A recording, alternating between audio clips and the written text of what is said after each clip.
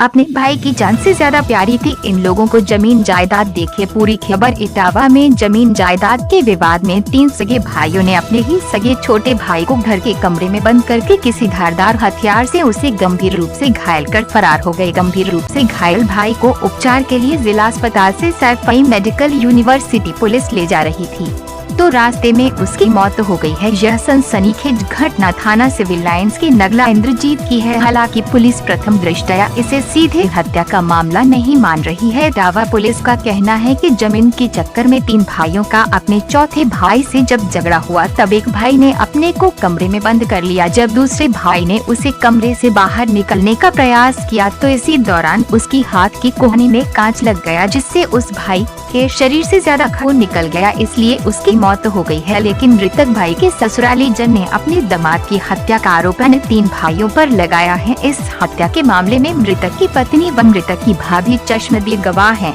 उनसे पूछताछ के बाद ही इस हत्या का सच सामने आएगा। तो आपका क्या संबंध है? मेरे वो जीजा थे। तो आपको सूचना कैसे मिली घटना की? सूचना मुझे फ़ोन से दी गई थी कि उनका जो है भाइयों ने कत्ल कर दिया है। हमें अन्य जो घटना करने वाले थे वो एक भी नहीं मिले। हत्या किस तरीके से हुए? हत्या उनको कमरे में बंद करके की गई उनकी। क्या घटना घटी है? घटना ये घटी मतलब हमारे पीछे मतलब लड़ाई हुई और गेट को तोड़ा, पता नहीं इनके मतलब अंदर कर दी कि बाहर की, बाहर जो पड़ा था ब्लेड, मतलब हम गए तब आंगन में तो पुलिस वालों से पहले उन्होंने साफ कर दिया। थाना सिविल लाइन में एक गांव नगला इंजीत पड़ता है, उसमें यादव परिवार है जिसमें आपस में विवाद हुआ था।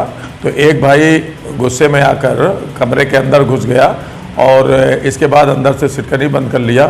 तो दूसरे भाई ने सोचा कि कुछ ये गलत न कर ले तो खिड़की कांच की थी उसको तोड़ने लगा और तोड़ने में कोहनी का प्रयोग किया तो कोहनी में उसके बहुत चोट आई। जब उसके चोट आई, खून बहने लगा और ज़्यादा खून बहने लगा तो उसको अस्पताल में, जिला अस्पताल में ले जाया गया और जिला अस्पताल वालों ने हल्का इलाज करने के बाद उसको अधिक खून बहने के कारण उसको सैफई रेफ़र कर दिया। सैफई जब रेफ़र किया गया तो वो एक हैवरा पड़ता है चौकी, वहाँ तक ले जाते उसकी डेथ हो गई है।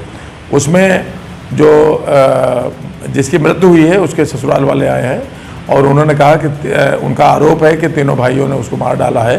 तो उसको पोस्टमार्टम कराने के बाद जो भी उसकी तहरीर होगी मुकदमा पंजीकृत कर दिया जाएगा और जो भी साक्ष्य मिलेगा उसके आधार पर कार्रवाई कर दी जाएगी। हमारे चैनल को सब्सक्राइब करें, बेल आइकन को दबाएं।